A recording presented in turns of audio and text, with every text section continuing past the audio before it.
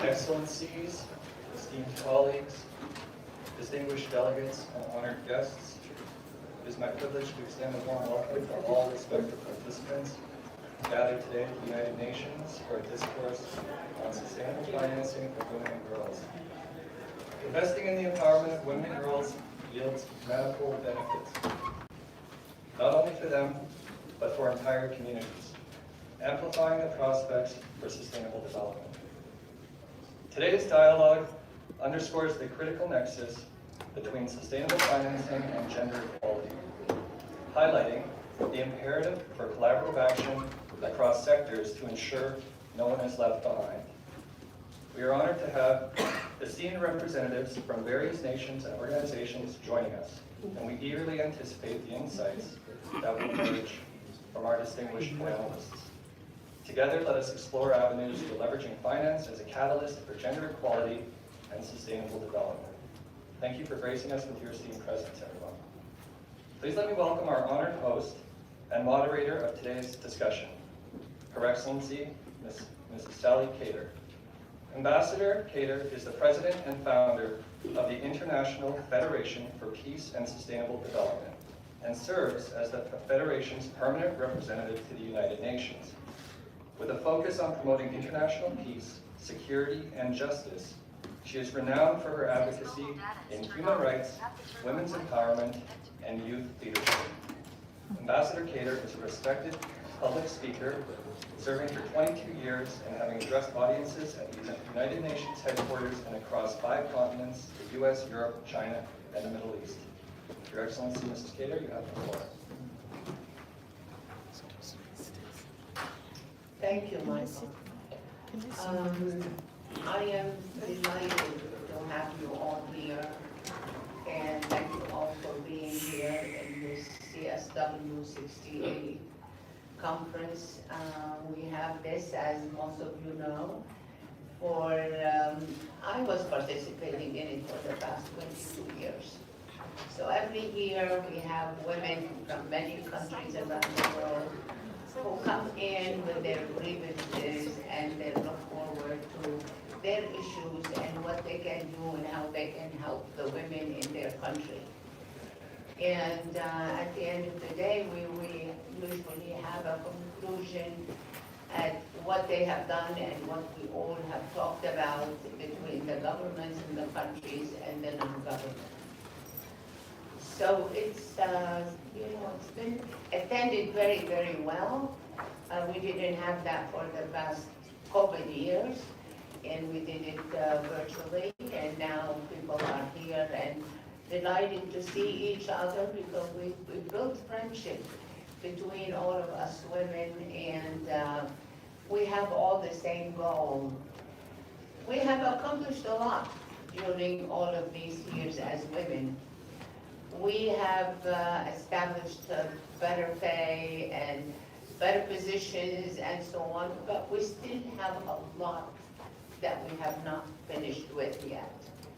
As I'm sure you all know, the difference in pay, the difference in government, we don't have enough women representing us.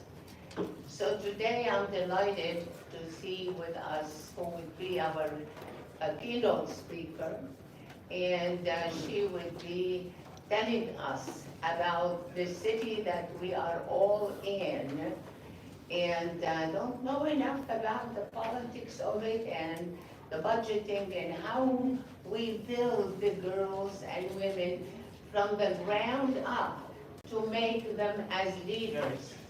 And this is what we need.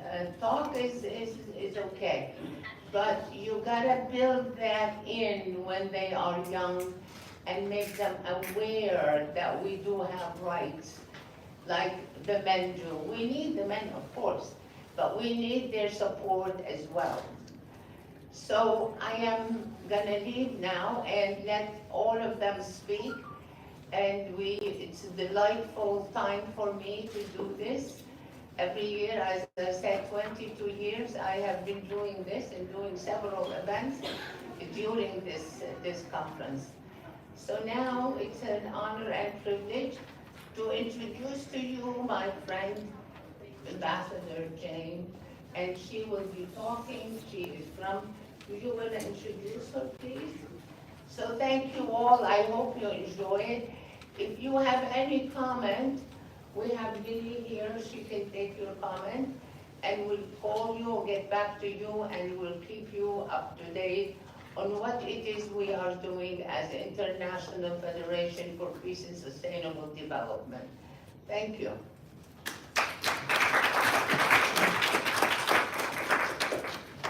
Thank you, Ms. Kader.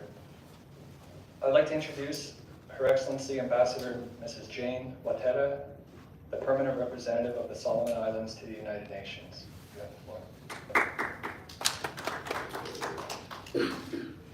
Thank you, Mike, and Madam President of the International Federation for Peace and Sustainable Development, Excellencies and distinguished delegates. It's a great privilege to co-host this event on sustainable financing for women and girls. And thank you for your time and your participation. As the President has just mentioned during the last week CSW, much has been said and embraced around the theme of accelerating the achievement of gender equality and empowerment of all women and girls through various approaches and from different regions and countries around the world. I believe that was very enriching and will continue to be enriching for the remainder of the week. The topic for this discussion this afternoon gives us a great opportunity to share the country experiences on the how question for accelerating gender empowerment from sustainable financing with gender perspective. No doubt the experiences that will be shared will be very interesting. We can all attest to the fact that investing in women and girls creates a ripple effect that yields multiple benefits for not only the individuals being invested in, but their families, their communities, and of course the overall economic development of the country as well. Women comprises almost half the world population. Yet, as per the recent report by the Secretary General last year, it stated that no indicators for the gender equality goal and sustainable development are met, or that some countries Some countries are also very far off track for achieving their targets. This is not satisfactory despite the halfway to the 2030 Sustainable Development Goals. However, several studies have highlighted that investing in sustainable financing and partnerships for women and girls are strongly linked to accelerating gender equality and further enhancing the ripple effects that yields the multiple benefits to all. For my country, Solomon Islands, we have acceded to the CEO some 20 years ago. Institutionally, there is a dedicated ministry responsible for women, children, youth, and family affairs. Over some years, some progress has been made in promotion, protection, and empowerment of women and girls, both at the institutional level and to some extension legislation-wise.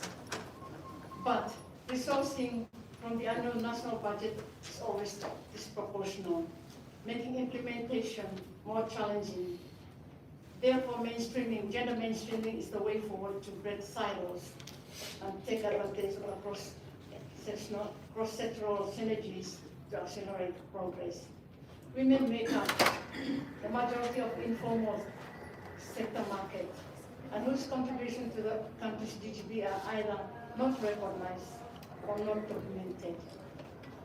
To address this gap, the ministry has given priority towards promoting women empowerment with a special focus on women and girls. Apparently, gender existing responsive initiatives for financing for women are done through the establishment of basically saving clubs at the rural level and where banking services are non-existent. These are largely micro-level based group partnerships with NGOs and donor partners. Against this backdrop, it is critical that transforming experiences through strategy and innovative investment in women and girls must be encouraged at all levels. Also, effective partnerships must be forged between stakeholders from the private and public sector to ensure accelerated progress for the empowerment of women and girls. Only then can the gender dividend be realized. I thank you.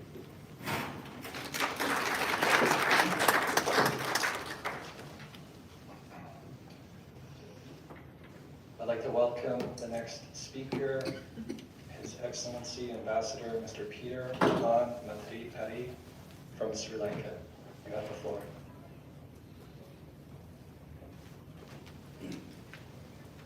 Thank you for giving me the floor. My dear friends, when Ambassador Sally and dear husband invited me to this grace this occasion, there's no question of saying no. So I have to speak a few words on this very important occasion. When Charlotte Bronte wrote Jane Eyre, set in the background of Victorian England, the protagonist Jane Eyre was in search of self-reliance and independence in a society that existed then. And she, in her famous quote, she had this to say, quote, "I'm no bird, and no net ensnares me. I'm a free human being with an independent will." Close quotes. My dear friends, it is no secret that the issue Charlotte Bronte, my writer, did exist then, and it continues to exist even today. My question to you, should we pass this to our future generations? Should we? Now, we join CSW, therefore, today at this particular event to confront this very challenge and wish, and therefore I wish these deliberations, and I hope these deliberations not bring with it merely winds of change, but a tsunami of change. My dear friends, it is truly believed that liberty for a woman comes from the ability to make financial decisions for her life. Now, that is not a high-tech solution. As Rima bin Banda, the Saudi Arabian ambassador to the United Nations once upon a time, had this to say. She says that is not a high-tech, it is not a high-tech solution. She says this is a low-tech solution for a low-tech problem that has a very high impact. I thought that was a very clever way of putting it.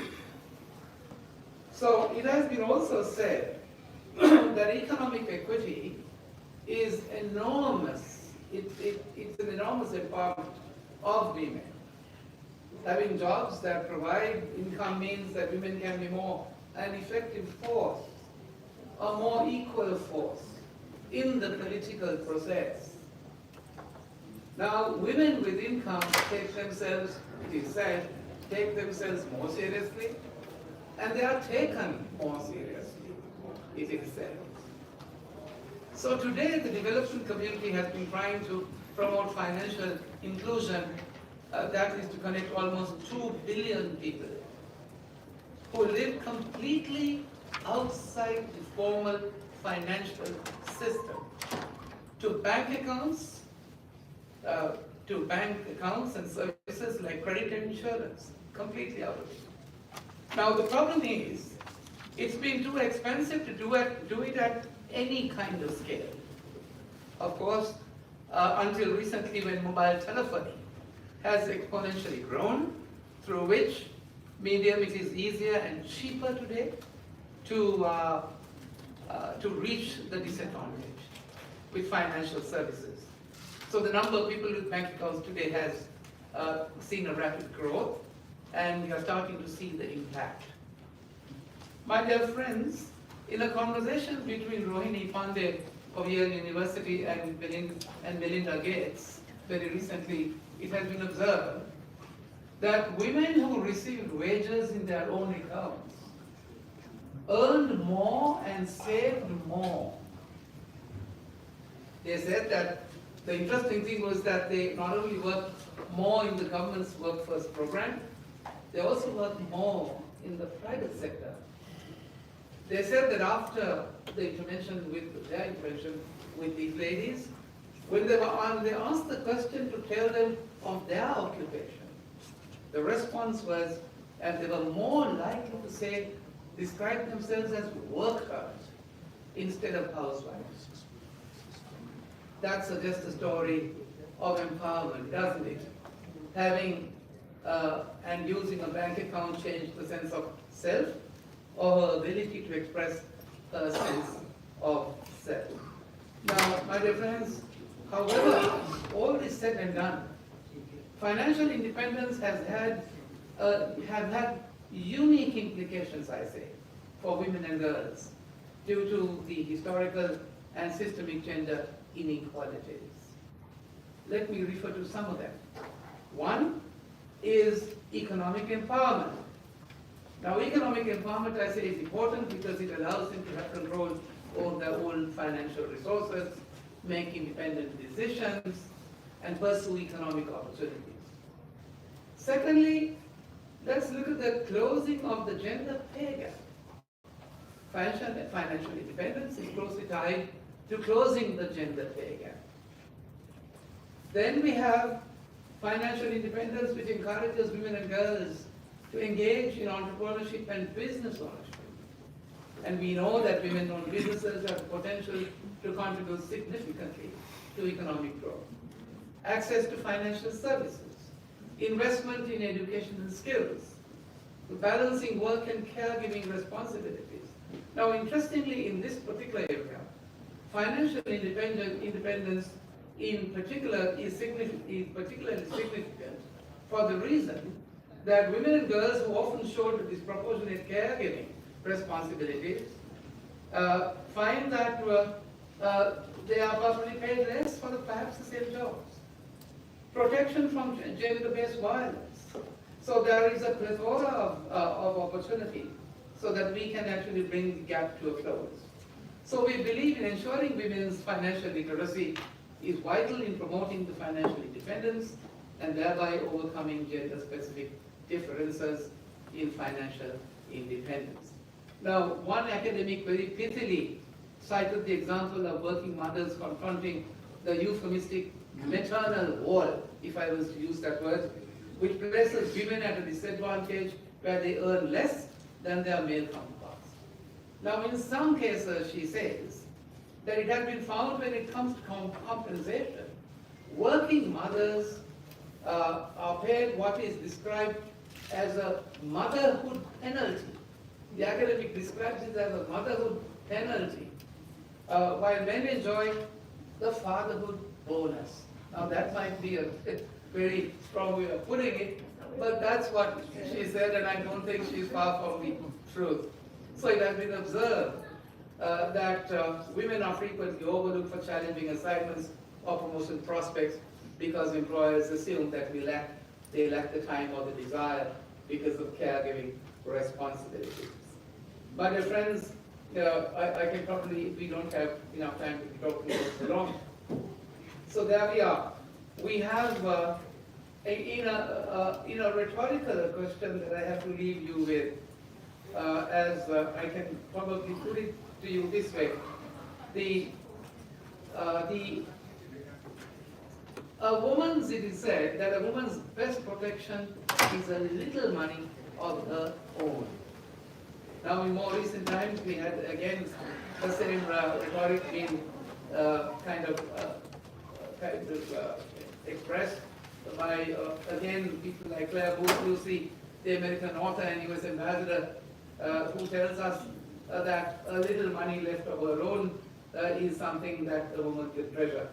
And in more recent times, we have had again Melinda Gates, the philanthropist, who endorsed the view that when she said, when money flows into the hands of women who have the authority to use it, everything changes for women, their families, and their communities. Think about it. So I can leave you with these few thoughts. And thank you once again for inviting me this afternoon.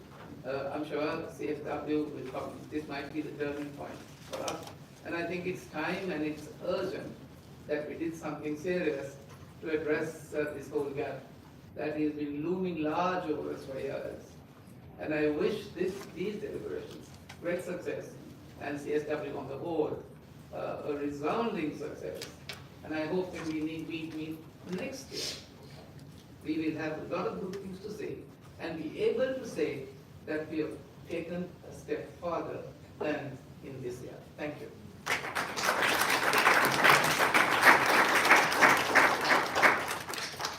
My dear Ambassador, thank you so much for your eloquency, and you explained it in a way that we all understand. And hopefully, because we don't have that many years left to accomplish, the agenda, but hopefully with people like you who support women, we will be able to do that. Thank you again. Thank you.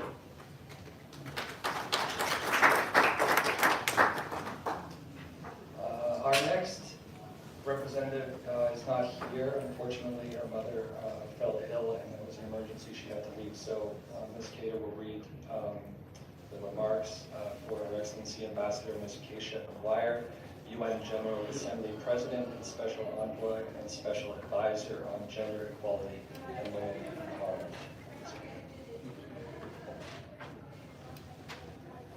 Thank you, Michael. This wonderful person who's supposed to be here, who was also an ambassador amongst us before her recent job title as the Assistant on Gender Equality and Women with the President of the General Assembly, and she is a colleague of my husband. And again, she is a doer, and she is a real example of what women should be doing. And because of her mother, she had to travel to go because she's in the hospital. I will read her statement for you. Excellency, distinguished delegates, dear friends.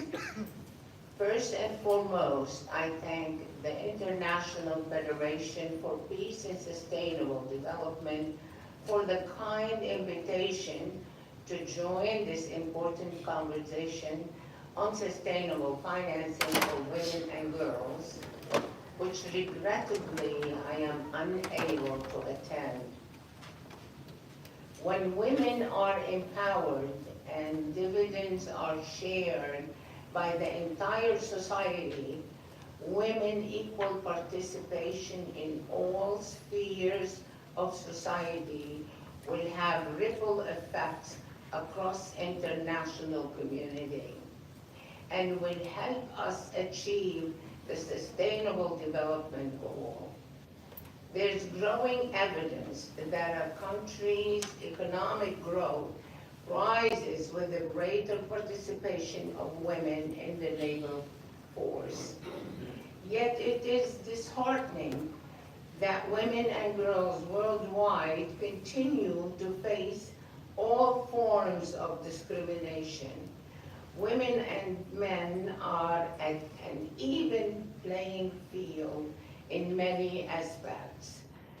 One of every 10 women globally is living in extreme poverty, with the majority of them living in developing countries.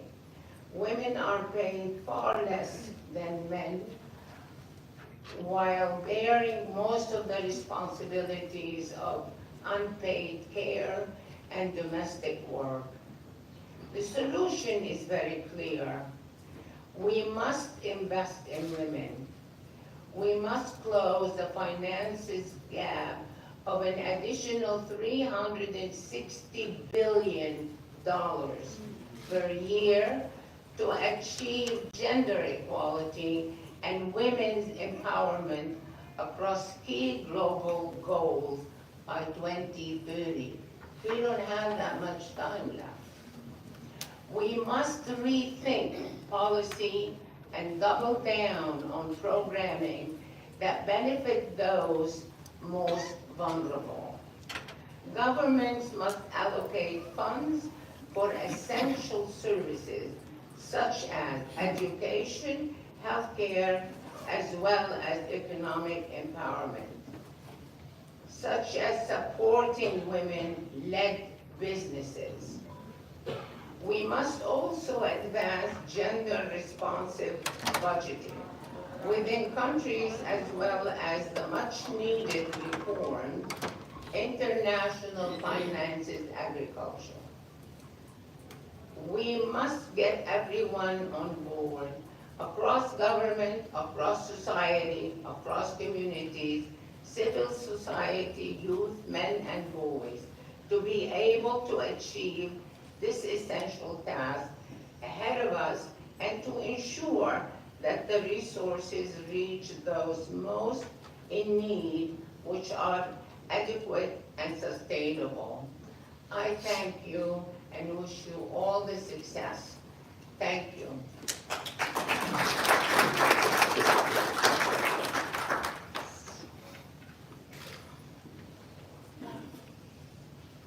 Our next speaker is Ms. Karine Apollon, our keynote speaker, and she is the Chief Diversity Executive for the New York City Public Schools.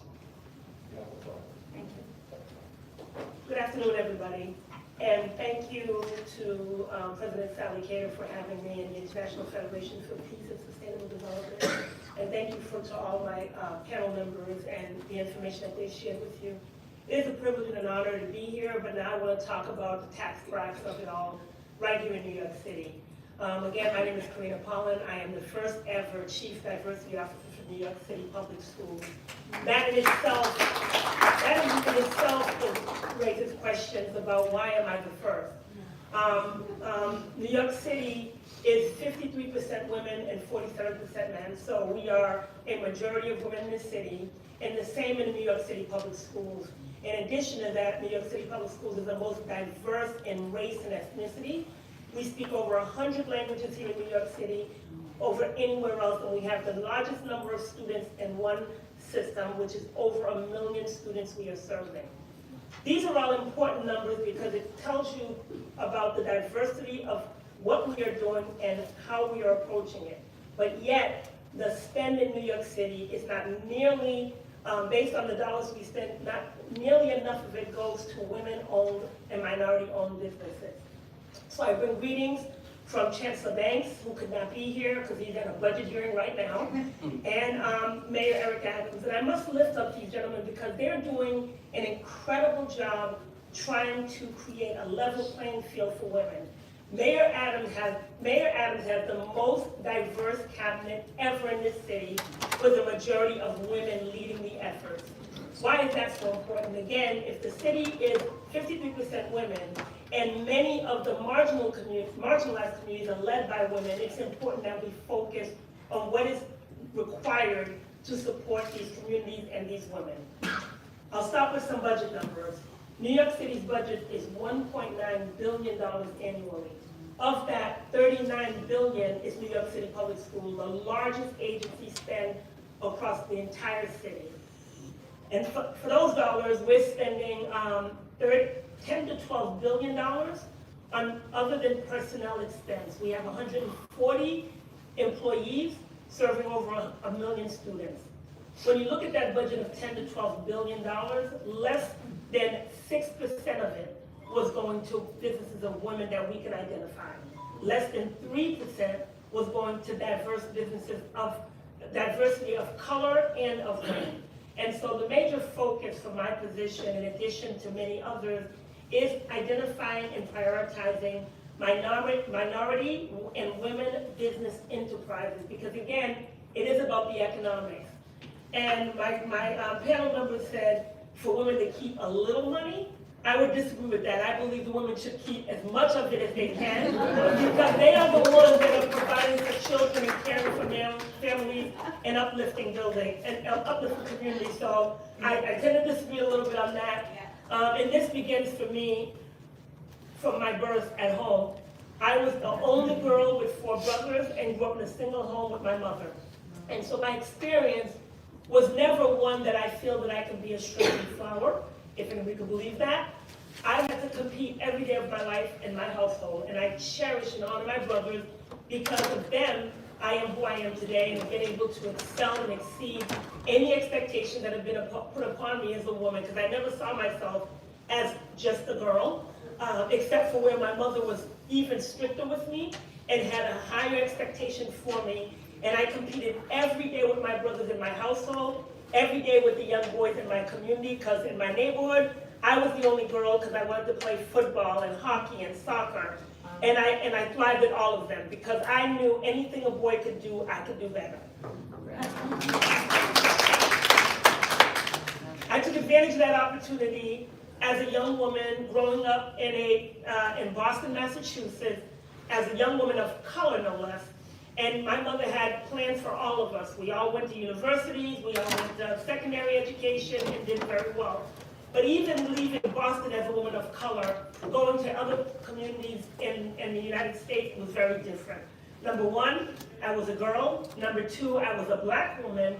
And number 3, I was also a descendant of Haitian immigrants. So for all intents and purposes, I had the world against me. But as far as I was concerned, I was the strongest, the fastest, and the toughest, and nobody could get in my way. I took advantage of those experiences, graduating from the University of Miami with a double major in business and international finance and marketing, because I knew I need to understand the systems of business. Because my mom while she was an entrepreneur, she struggled a lot to provide for us as her children and her entire family. My mom was one of 13, and she was the youngest of 13, but she was the matriarch. So women, as I say all the time, yes, we welcome and cherish our men, but it really is the women that lead the way, whether it's in single-family homes, two-parent homes. It's the women that really provides the resources and the necessary support that is required for families to grow and thrive, and ultimately communities. I was recruited from school to work for MCI, which is, I'm dating myself, but I was the youngest manager in the entire country and the entire city within MCI. I came out of college managing 7 people. I built a call center with 65 Asian staff, learned to speak Korean, oversaw Mandarin, Cantonese, Filipino, Japanese, and I built this call center. So this is coming from a young woman at 21, where nobody thought it could happen, as a black woman in Boston, and that's how I began my career, and I never looked back from there.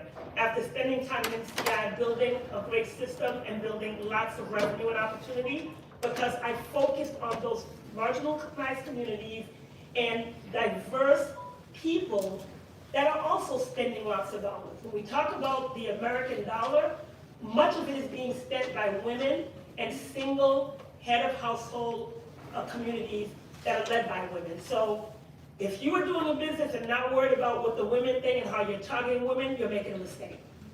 And we saw that just this past year with the NFL. Because of Taylor Swift, women started paying attention. But women and their increase in their revenue went up significantly. So you cannot, no business and nobody should ignore women, because we're here and we have a buying power and we have statements to make that's going to make the difference.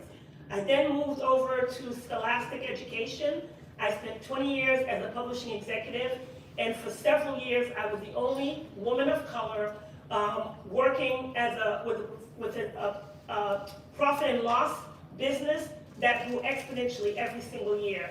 And how did I do that? I focused on marginalized communities and communities of color. So again, I say to you, it's not a nice to do, it's a must do. It is necessary for our society, it is necessary for our community, and ultimately it is the best bet you can make in business. It is important.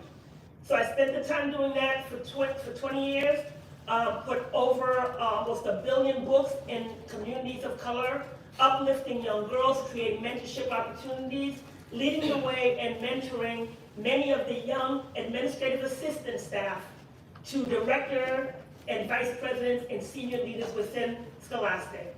I continue to do that as a personal requirement because I believe for those of us who have arrived, we should never be the only ones sitting in an office and looking at everybody around the room that don't look like us. And so if we intend to make a difference, we must be the leaders that we seek. We must rely on each other. And I cannot stress enough how important that is when a young woman sees you in the room and you're the only one, to be able to look back and reach out a hand and say, here's what you need to do and here's how you must do it. Intimidation is not because we've not been welcome to the table. Intimidation is because we've not done enough to reach back to invite people and show them how to get there. So I challenge everybody in this room to take that on, especially the women here, because without us, a young girl doesn't see herself in what we can do and what we can accomplish. I then became a CEO of a reading organization across the country, doing reading intervention, and of course, oftentimes we were working with families, single and whole families of women who were doing all that they can do to be the breadwinner, to be the provider, and to be the educator. And so as we think about the role of education in our community, it is no longer just to train and teach boys, it is also to train and develop young, strong women in our community. So if I go back to, and then I was blessed to be appointed into this role because of the work I had done working and focused on women, marginalized communities, and diversity. And now I am proud to say, as I am led by the Chancellor and the Mayor and their leadership to make these changes, we have seen a significant growth in the last year, in the 2 years that we've been here, and moved from $220 million of business to minority women-based entities to over $550 million today. Wow. And this is repeat business. This is repeat opportunities. And we think about the economics of this is that when communities, when small businesses in communities succeed, and women in communities succeed, children will do better, and they will uplift communities collectively. And so again, this is not just a nice to do, this is a necessity for our economy, this is a necessity for a country, it is a necessity for our world, because as women struggle, so will the world struggle. And so with that, I thank you for your time. I challenge every one of you to do better and be better as it relates to women. And I want to take one last opportunity to uplift our mayor, Eric Adams, because his cabinet is majority women today, and something that's never been done before. And so now we need a mayor that's a woman, and we need a president that's a woman. And that's going to happen if we vote for the women instead of going against the woman because she's a woman. If we voted for women, we wouldn't have Roe versus Wade right now, and the difficulty around men making decisions for our bodies and how we should proceed with the way we take care of ourselves. So, ladies, it is our opportunity. There's more women than there are men. I welcome the men to join us, but we must lead the way in making a difference for women today, tomorrow, and into the future. Thank you for your time. Wow, I mean, did I tell you or did I tell you? She is amazing, and you know, it is everything that we are fighting for. It is in, you know, it's in her, and she's done it. She's done it, and this is why many people say, well, the way it wasn't open for us, the way we couldn't do it. But one comment, and I'm sure you agree with me. A lot of women who reach a special status do not help other women. And this is something that we really have to work on. But what she has said, it's unbelievable. I mean, I thank you, but I love you.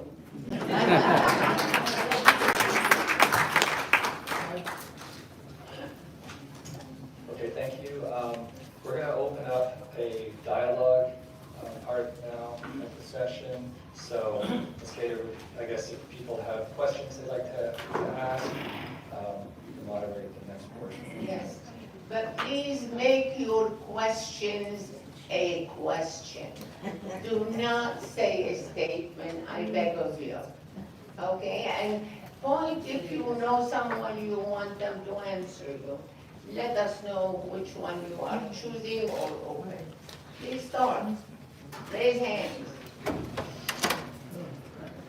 Okay, go ahead.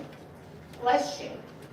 Yes, thank you very much, my question has to deal with mentorship on financial management and digital technology, and that includes mentorship as well. You said to one person, anyone please, and I know about the news in schools, but the Solomon Islands, Master, could you please, and of course Sarah like to discuss that part, that piece of it. There wasn't enough of it in your statements. Thank you.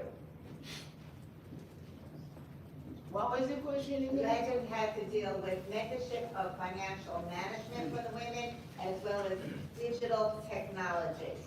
That's it.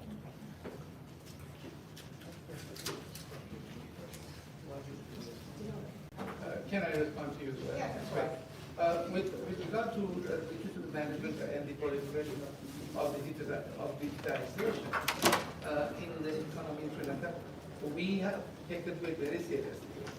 And the growth of the digitization has been tremendous. We have a microfinancing scheme which reaches out to the women who are disadvantaged. And it actually reaches out to those of them who are completely disadvantaged, irrespective of whether they are men or women. And what is significant about the scheme is 70% of the whole management is our women in that scheme. Now, so women do play a very vital role. 58% of our university students are women, and women do participate in a large measure in public life, in the public service. But I must say, in the political arena, we still have to do a little better, because we still have about 5% of women in the political arena, and that's perhaps for the reason that the women don't feel quite encouraged to take this political in that part of the world. But women do play a very significant role.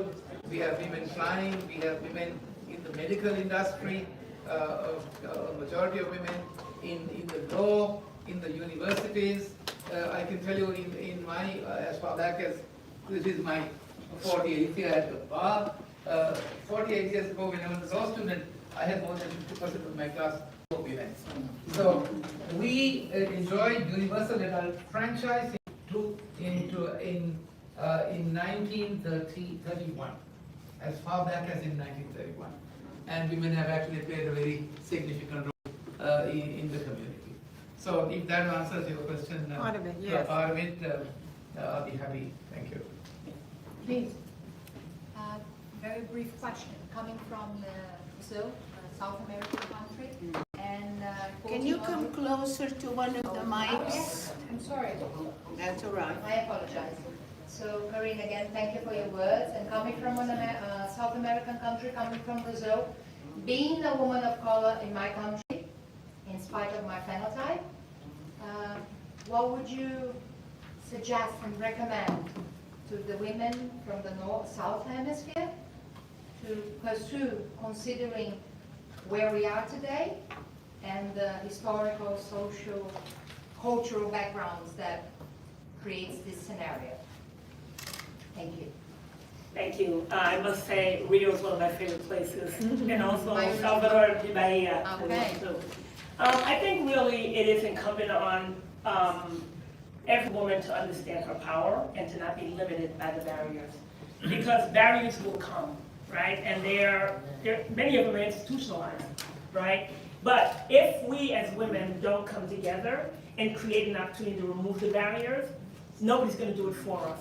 And so I started by talking about how I grew up in a household of all boys, coming from a country similar, oppression of women, but my mom started there.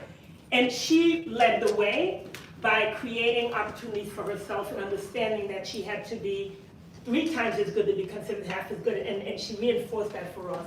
And so I think there's several things that can happen. Number one, there needs to be a collective discussion amongst women, right? Because there's power in numbers. You start with that, because again, you also have to consider that while there are many women that are not in positions of power, they are influencing positions of power.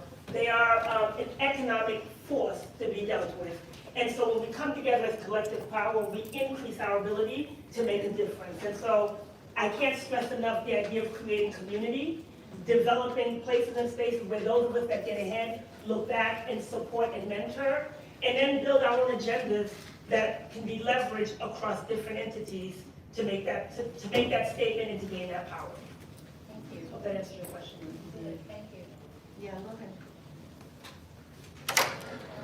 Thank you so much. My name is Milka. I come from Africa, Kenya, and I'm one of the elected leaders in the smallest ward in that country, where I am the only one representing women. All the others are men. This is to you, Madam President. We spoke about financial literacy, but again, we have to look at the legal frameworks, the policies, and all that is supposed to be done for us to achieve that. My question is, how are you engaging people like us who are in the assemblies so that we can deal with the legal frameworks, institute all those policies so that the government then can take it up from the policy framework? And number two is I believe in locally led initiatives. For women, we have to start, as you said, from the grassroots. We have to build that girl from the grassroots as she grows up. What initiatives are there for financial literacy and also programs that support women at the grassroots for them to be able to start what she's saying, be bold from the beginning? So what is it that you are doing? And finally, on social protection, women for a very, very long time have been doing the social protection for free. It has come a time when now women have said enough is enough. We are no longer doing social protection for free. We need the government to take up those issues. How then are you integrating the government so that they can take up the issue and start paying women for the social protection? Thank you. I missed the country. I didn't hear you. Kenya. Oh, Kenya. I am from Kenya, Yeah. and Well, you know, representing a unit. Yeah. I am a member of a county assembly, the only elected woman in that assembly. Thank you. I have to tell you something. My mentor, who made me do what I'm doing to this day, is Professor Wantari from Kenya. Professor Wantari, for the people who do not know her or knew her, she was the first person who had a PhD from Kansas when my husband and I went to school in Missouri, so we were neighbors. And and she was the first ever who won a Nobel Prize, if you recall. And when I met her, she had the thing that she was doing with the big community about the agriculture and the green thing.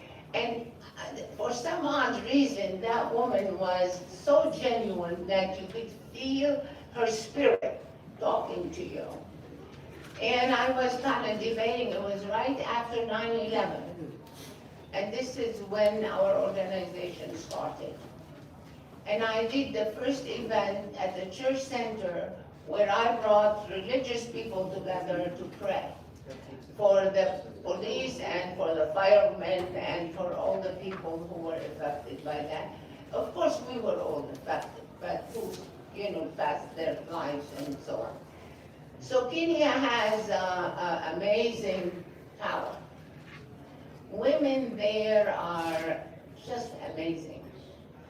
Now, for what the government does, you have your share, like we've been hearing everywhere, government-wise. I had the pleasure of meeting few of the first ladies of Kenya as well. But Professor Wantara was my mentor. So anything I can help you, let me know. We have a program that we did in few Middle East countries, and most women when you want to teach them to go out and earn money on their own, they put them to clean houses. You know, if it's a widow or children, a mother with children, cleaning. This is the only thing they can do. Well, I decided, let's do something else. So I had asked few people here, for my husband's friends from the United Nations, you know, he's been here for 40 years, to donate the computers that they don't want, and they were updating. And we opened a place, and then we were teaching them how to work as a secretaries or whatever on computers, because nobody did that. So cleaning houses, that's not my goal. They're not gonna make money out of that. And it's more demeaning for them, but when they feel good, so we try to get them someone to help them get dressed better, spoke better, so we really prepare them. You don't have to do 1 million of them, but you do as much as you can in a small or bigger community to get them going. And then you do that. I've done that also in other countries where women were picking fruits and vegetables and canning them, fresh, organic. And they made money. I visited some places in Morocco where the government was giving them the food or the couscous, if you know what that is, to put it together and sell them. So there is many, many ways aside from, you know, for future, you know, but you need someone to help you. And you should approach the government because they've signed on all of the stuff that we are talking about. They all are in agreement, but you gotta be behind them to implement. Is that okay?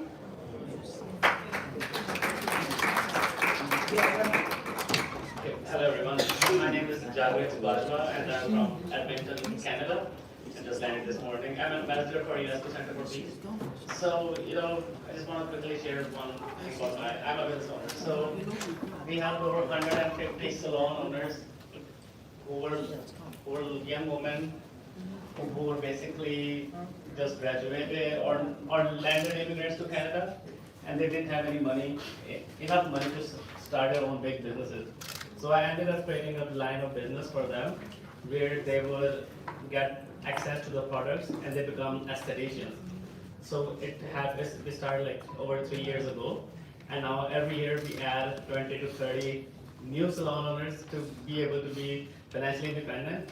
Now, you know, they are breadwinners of their houses, and husbands are helping them, you know, do the operations and everything. So I just thought this is something that could be done by any other social entrepreneurs, or there needs to be some private partnerships between either the governments or, you know, UN that engages them. So I don't know. I just wanted to comment on financial literacy and micro lending that we can do. Well, as the ambassador had mentioned about microfinancing, right. This has been in existence for so many years, right? And it was also started by a man, you know, and he swears, but everybody he had given money to, it all came back. It wasn't, and they were very successful. Would you like to elaborate, Ambassador, on the microfinancing a little bit? Well, it is certainly a mechanism, as you probably know, of a less sophisticated nature. It's not as tough as a bank. Those of them who go to engage or perhaps have the benefit of microfinance are those they would obviously not be given any financial help by the lending institutions of the bank. Because there are all kinds of other checks and balances which the public cannot satisfy. So it's a low risk, it's not a lot of money that they advance, but it is sufficient for particularly the startups like yours, like what you're saying. Of course, microfinancing can be very lucrative business for the finance, for those of them who provide the finance. Now that's another aspect that you have to guard against actually. because those then who have the money always have the money, and they have more money at the end of it. And those who borrow the money have less money at the end of it, and they become even poorer. Now that has been another experience, notwithstanding the glorious things they say about microfinancing. But microfinancing does come in very handy, particularly for the low income end, because it's at low interest rates, less stringent, less collateral to keep, and most of them don't have any collateral to keep. So there's a risk element that is built into it, which can be safely taken, of course. There are other checks and balances, in as much as you can carry a credit card with a bank and probably with as much as you want. So microfinancing has actually worked. And in most of the microfinancing organizations in the periphery, in the urban areas, there's a lot of community participation also. The government encourages, the central banks encourage it, because then you have greater participation, greater protection of the money that has been lent. After all, remember that money is always lent so that the persons who lend the money can make a little more money, but not a lot of money at the expense of the poor. I'm sure he explained enough for Yes. you and for the people here as another way, another option that you can do and enhance the lives of Yes. the women. I see somebody from this group that, yeah, go ahead.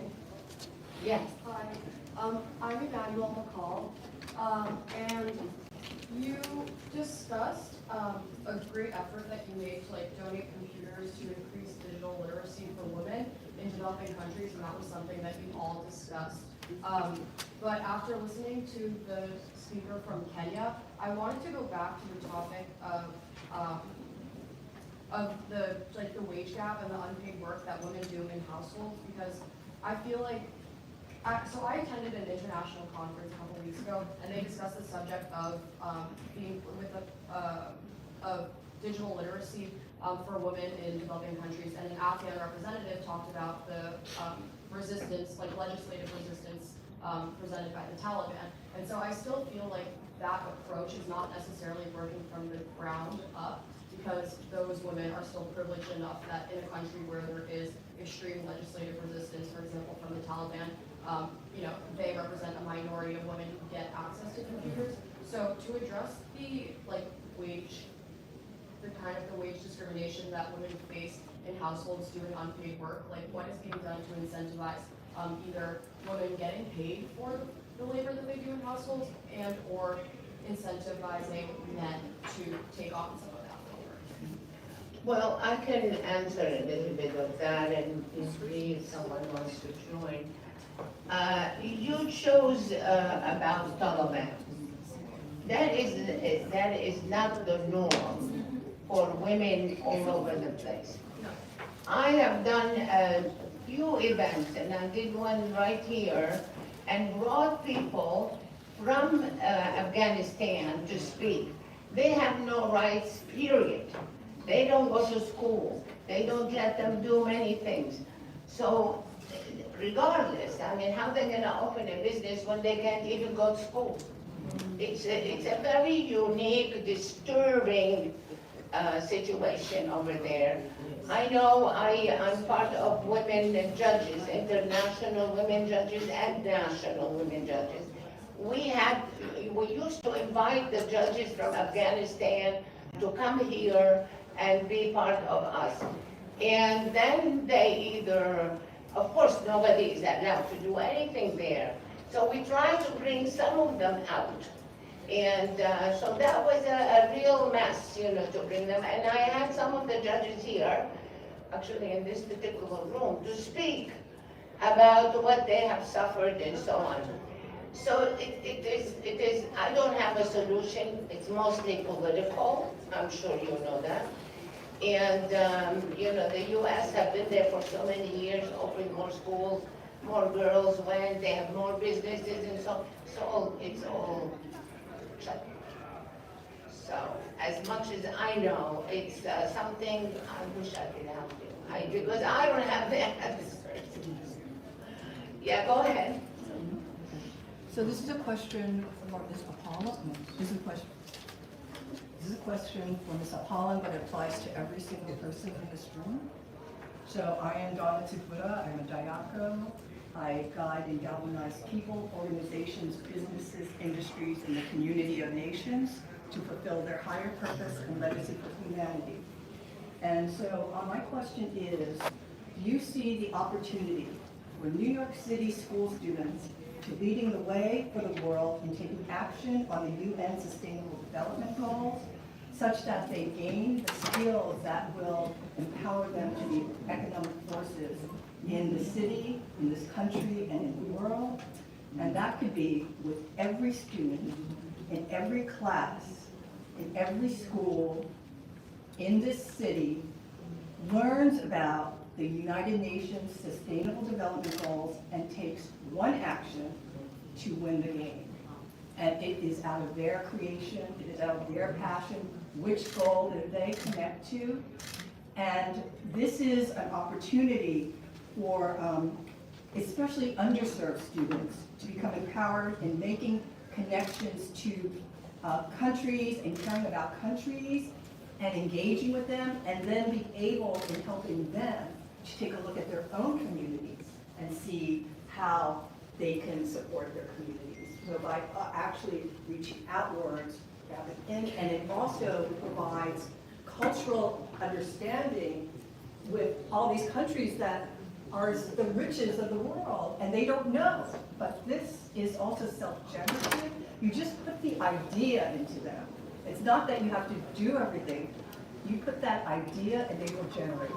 So is that something that could be done in New York City? And Okay. Yeah, so I think what's critically important about what you're saying is that our children are individuals of a larger world, and so much of what they're learning in school helps them prepare for that. I would say for New York City Public School, our chancellor is leading the way to providing resources and opportunities for students to learn about the world in and of itself and not just what's happening in their own community. Because we are building citizens to the world, and so to the extent that I think every child has an opportunity to go through courses and learning and travel, we are working on that. I think also we are doing a lot around career pathways that are helping children to be citizens of a global community beyond just New York City community. Now, again, we have 1 million kids with lots of information and lots of standards, but I think being a global citizen is a priority for the chancellor and his administration, and you'll see more of that happening now than we've had in the past, and creating sustainable opportunities for that to happen. Thank you. Thank you so much. I would like to welcome and recognize a very dear, very powerful ambassador, a woman ambassador as well. And my dear friend Elizabeth, from Honduras. And she was somewhere else, and she just walked all the way to come here. So please welcome her by giving her a big hand.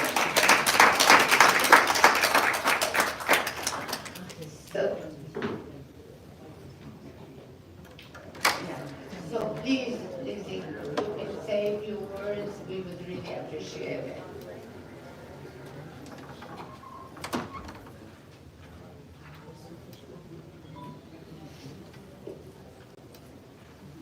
Thank you. I prepared more than a few words, if I may. Yes, Yes, please. as best possible.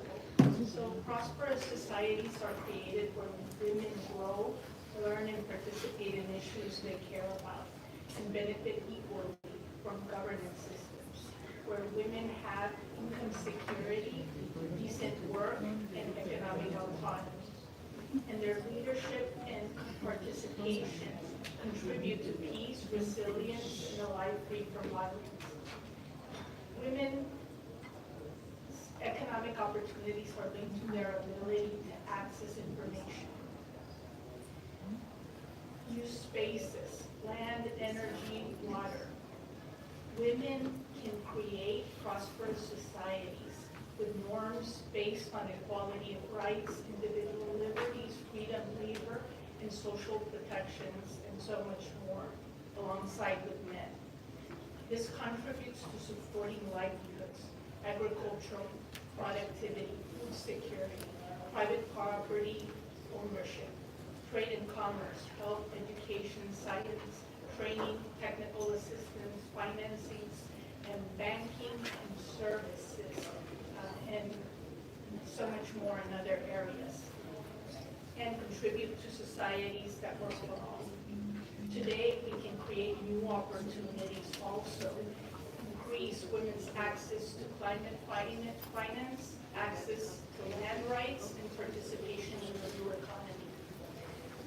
Some sources have attributed that women spend an average of more than 2 hours a day on unpaid labor or care work, domestic chores and others, which can be also impacting on health issues and have impacts on families and costs, and affect not only the home but other spaces of interaction and engagement. So these issues must be addressed to create quality of life and provide solutions to women, to men, and to families. Women can choose to be financially independent.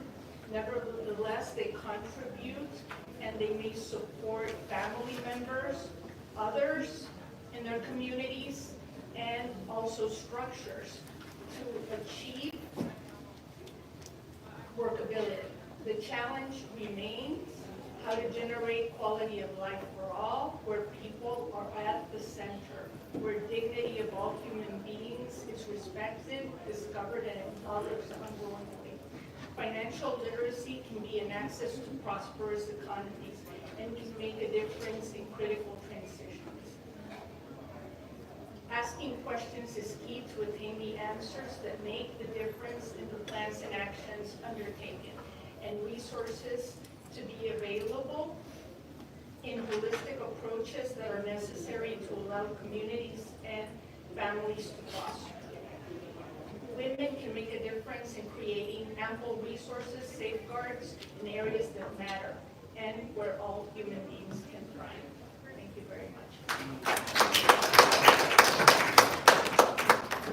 Thank you, dear Ambassador. Thank you, and we appreciate the effort you made to come all the way here.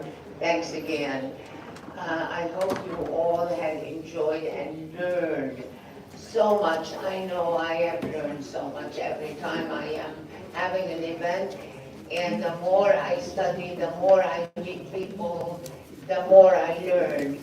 So I want to thank everybody that came, and of course I want to thank you so much. Thank you, Rajiv, for all of your work and your effort, and thank you, my dear friend Jane, and thank you, Ambassador.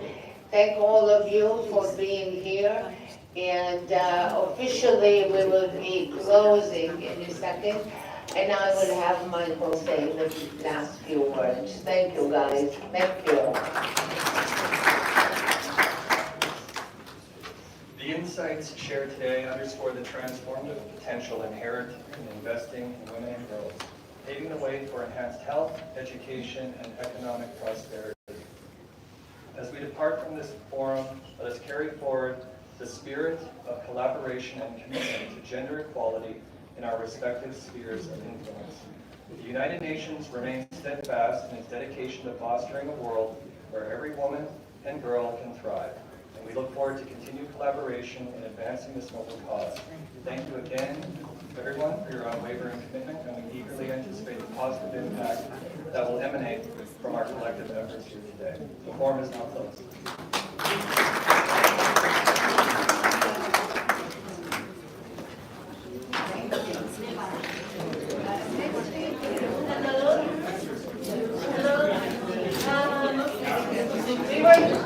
The next session here will be on making taxes work for women, which is very important.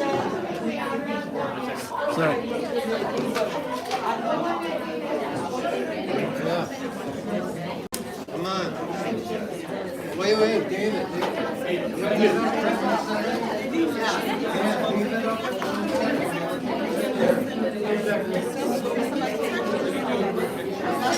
I'm sorry. Sit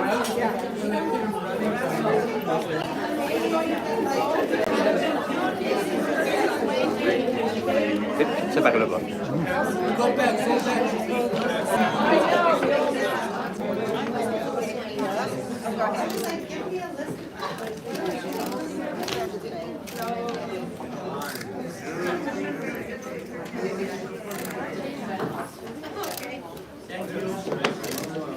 엄마.